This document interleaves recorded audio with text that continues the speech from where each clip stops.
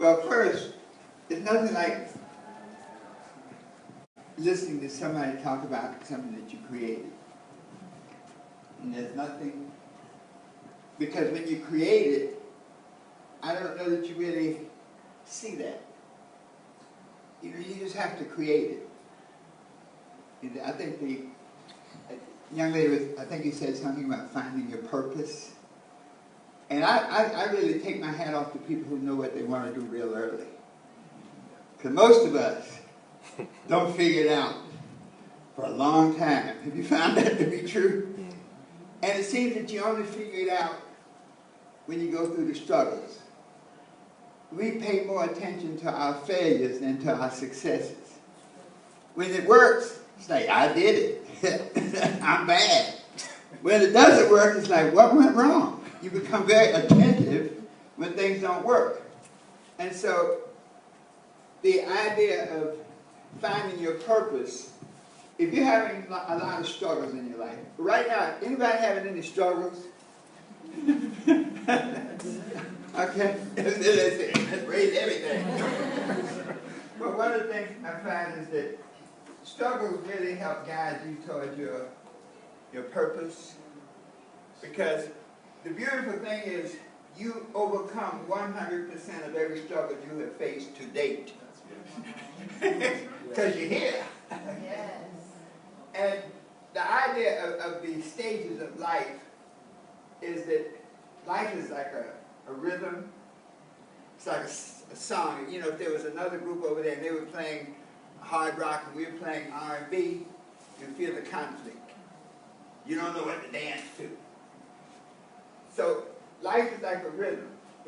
Everything has a season. One of the foundations is that the Bible says that everything there's a season. And certain things you just can't do in certain seasons. So when it's your season to learn that first stage of life, the problem with that challenge is most of the people teaching you, you don't have any control over. So if you got good parents and uplifting parents who, you know, really have a vision for you, then it's great. But most of us don't have that. I mean, there are people that do, but most of us don't have parents who really understand where we're coming from. And so, but you have no defense against it. And the parents start teaching you, like, the first 3 words a child learns are no, stop, and don't. And then shut up. And so that's where we start. One of the most fascinating things I've ever seen was a lady, a friend who had polio. And you remember they had the braces and everything. Well, years later, she had a daughter, and I had never seen her daughter before. I saw the daughter, and I said, wow, I didn't know the daughter had polio, too. They said, no, she never had polio. But she walked just like a person with polio. You know how the legs move?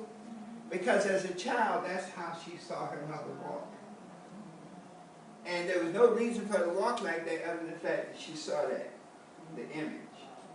And so that first stage of life, what we see can burn a mark into our brain, and especially into our emotions.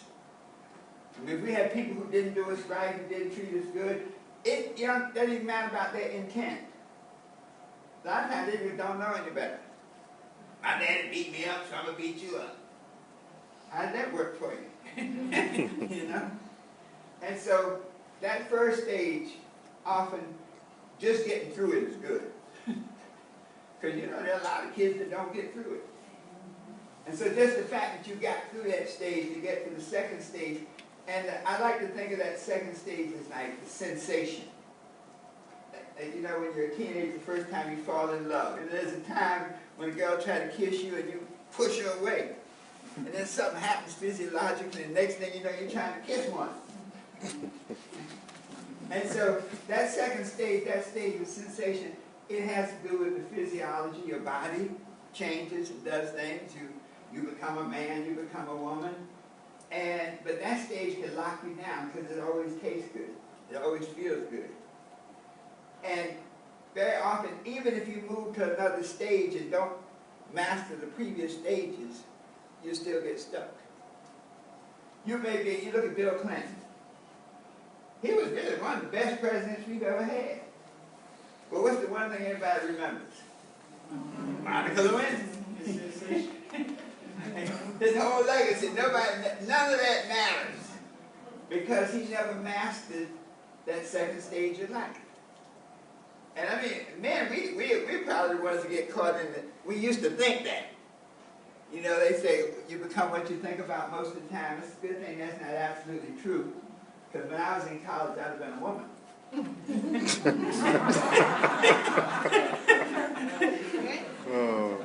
I was girl crazy. But that sensation, that emotional state, if you don't master it, you can even go into the power state, but it'll come back and bite you. You meet people who are very successful, and when you meet them and get close to them, you find out inside they're insecure. You know, great speakers who, before they go on the stage, they almost throw up. They're so scared inside. And so it's because that second stage, whatever that emotional thing is, they never mastered it. And then that power stage is where you really, in the Bible it says, I am. I am is the making power. There's a story they talk about the gods on Mount Olympus. And they were saying that the power to get things done, the Bible they call the I am power. Because whatever you say you am, you is. Bad grammar. And so if you say I am broke, you're going to be broke. Many people are afraid to say positive things like I am rich. I'm not really rich. You know, I'm just, I'm okay. Anybody like that? That's something we can work on. You can work on that. Just get up in the morning and say, I'm rich. I feel beautiful through and through. That's the power of affirmations, what you start saying to yourself. But the gods on Mount Olympus said that man is created in the image of God. And so therefore man has the same powers that God has, really. I mean, Jesus said it, all the things I do, you can do too. Try to teach a bunch of ministers that sometimes. It's like, but Jesus didn't mean that. I mean, you can't raise no dead. You can if your consciousness can get to that point. You can't walk in water. I wouldn't recommend it unless your consciousness is at that point. But the spiritual principle is you can do anything you want to do. But your consciousness has to be on the level where you don't doubt yourself. Mm-hmm. And so one of the young gods said, well, let's hide this power at the bottom of the deepest sea. That way, you know, man will never find it and he won't abuse it. And the older, wiser God said, no, man is pretty crafty. He'll find that power. He can find a way to go down and get it. Another God said, hide it on the top of the highest mountain. Top of Mount Olympus. He'll never climb that mountain. He said, no, man figured that thing out. So finally the older, wiser God said, hide the power inside. Deep inside, in the very fiber of his being, her being. And so that power stage where you're able to access that power, where you win because you refuse to lose. You know, I just refuse to lose. I don't care. Every time you knock me down, I'm going to get back up. You remember the rumble in the jungle? I was there, I wasn't in the jungle watching, I was in the movies. In those days, you didn't have television like that. In paper, you actually went to a movie theater and you went and paid and watched it on the screen. And man, for 7 rounds, George beating Ali to death. Everybody sitting in the audience of mine said, man, Ali, he wasn't ready. He didn't train. He not. And to the point where I'm hungry. I'm going to get some popcorn. I go out the line, next thing you hear, ah, what's going on?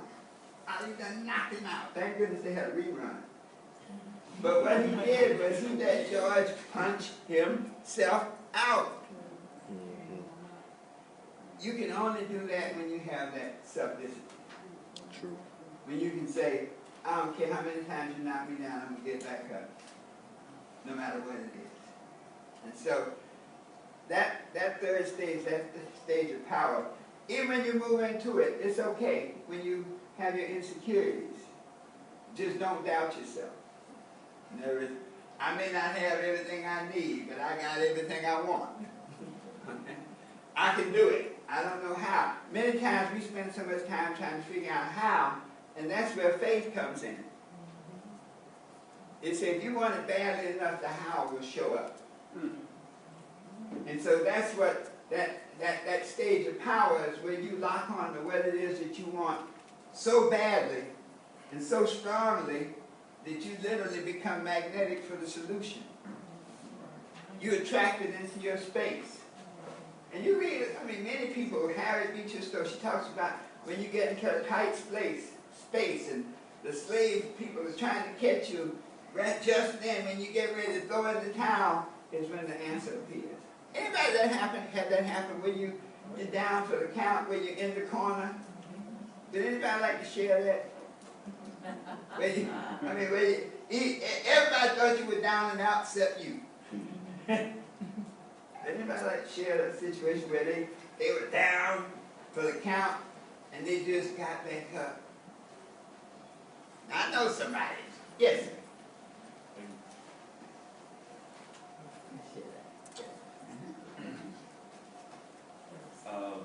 So over the course of this past 4 years, I pretty much sold everything I owned of any value to the point where to keep my business going, because I saw the purpose and I know what I'm doing. I know I need to finish what I've been doing. And I got to the point where I was literally walking around my house when rent time came, or when I had to either pay the rent for my office or my house. And I'd walk around and search through every closet. I sold my bike. I sold anything I could find that could create even the slightest dollar with.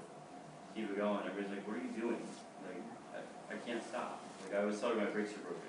So you just find a way to keep going, no matter what, no matter how hard it gets, no matter how in the weeds you want to call it or whatever.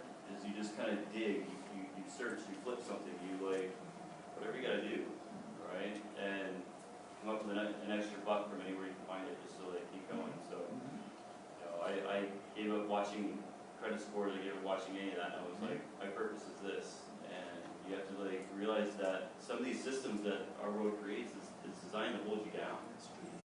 Right? And people are more worried about this cool little number, that we can have this big number to spend more money into big corporations than to go, you know what? There's a reason Walt Disney filed bankruptcy 7 times before he made any money. Because that's where the big guys make money, because they don't care about those little numbers. That's there to keep you down, not to build you up. So you got to decide what you're willing to sacrifice to yourself to say, my purpose is worth it no matter what happens. Because in the end, I won't need my credit score, so I'm going to inspire you in cash.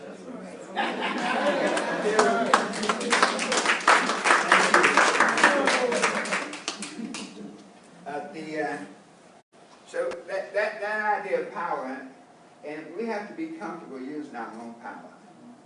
I mean, it's so easy to hello.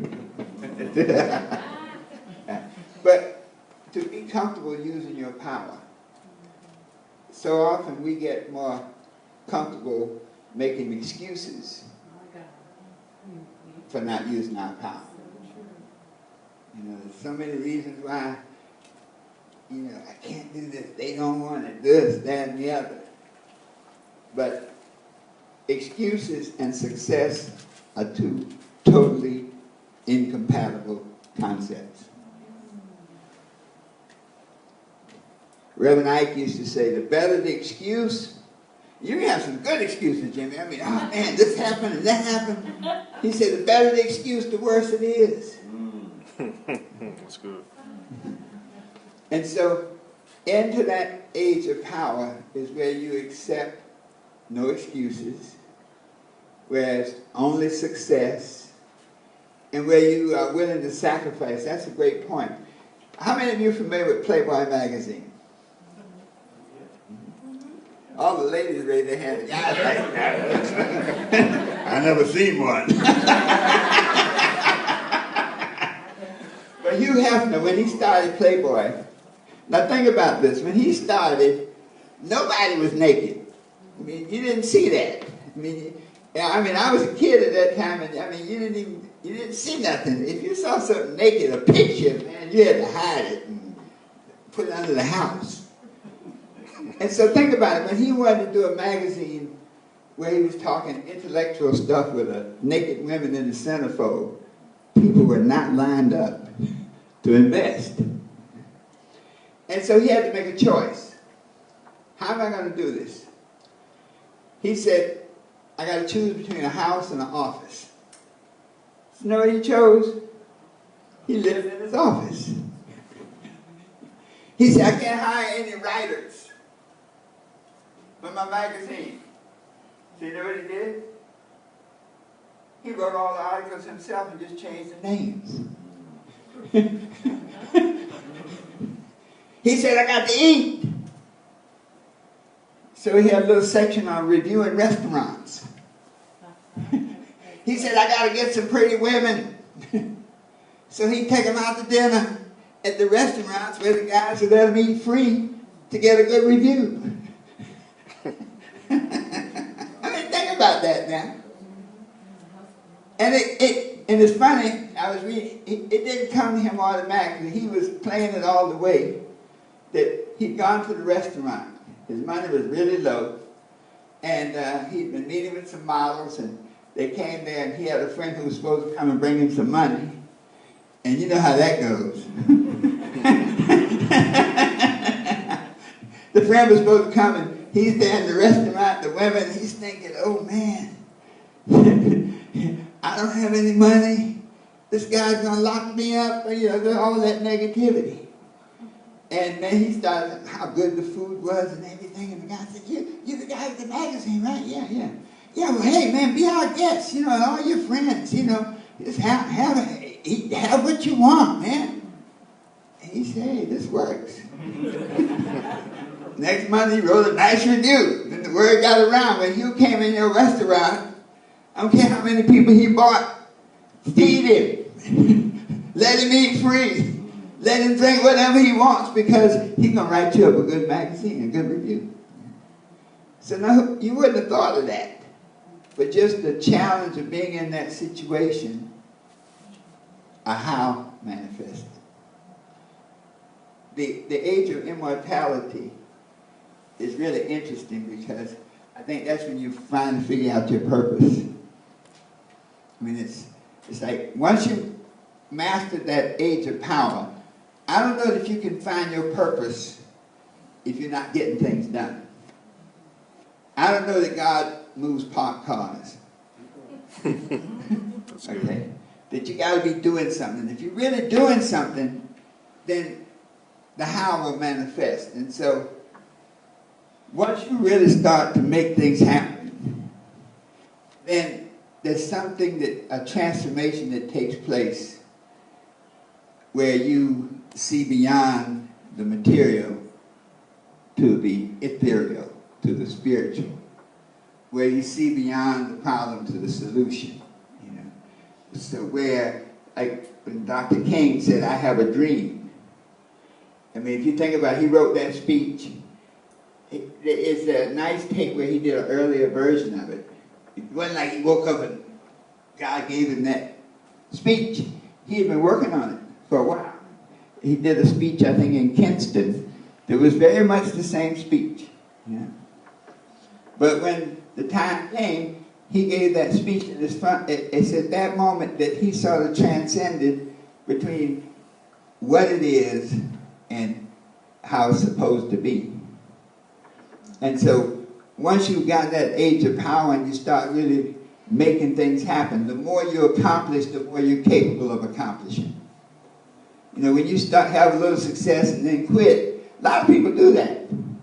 I'm an entrepreneur, and I'm in network marketing. Network marketing has been good to me. I retired at what, 48? Through a network marketing company. I sold a company. I had an ex-wife, sold a company, got rid of a wife. It was a good day. It's a home run, okay? We had no kids, so it wasn't a big deal, but she walked away with a lot of money, I walked away with a lot of money, and it was fine. But I'll see people start making money, and as soon as they start making it gets big, they'll quit.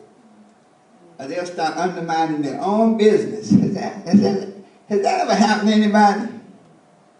They'll start undermining their own success because they can't see themselves accomplishing that. But once you start getting success and keep building on it and keep building on it, and you notice once you start that success rhythm, everything goes your way. This happens, that happens. You know, we were talking about the podcast. Something I've been wanting to do for years, and in 8 weeks we went from no listeners to 1.4 million listeners. I'm like, what did I do? You didn't do anything. You just did what you were supposed to do. The good Lord took care of the rest. You don't even know how you got those listeners. But you were obedient to the voice inside that said, do the podcast. Everybody you called said yes. You call people to interview. Now they're calling me now. Hey, man, when you going to interview me? Well, it's going to be in the winter. Okay. But that idea, when you start getting things done, your destiny will become clear to you. And when we talk about that stage of immortality, and those time periods are just approximate. Some people go through those periods real quick. Dr. King went through that whole cycle in 39 years. In other words, he achieved immortality in 39 years. Joan of Arc did it in what, 19 years? Okay. And so the time frames are like for most people. But the point is, it's a spiritual and a conscious development, the level of developments that make the difference. When you go from the first stage, say, I'm responsible, whatever it is, maybe my parents are the worst ones in the world, I'm still here, and I got to figure it out. The second stage, I know it's good, I know I like it, but I can't let it take me away from my path. The third stage, I can do whatever I need to do to get whatever I want. And the fourth stage is let it be, and it will manifest.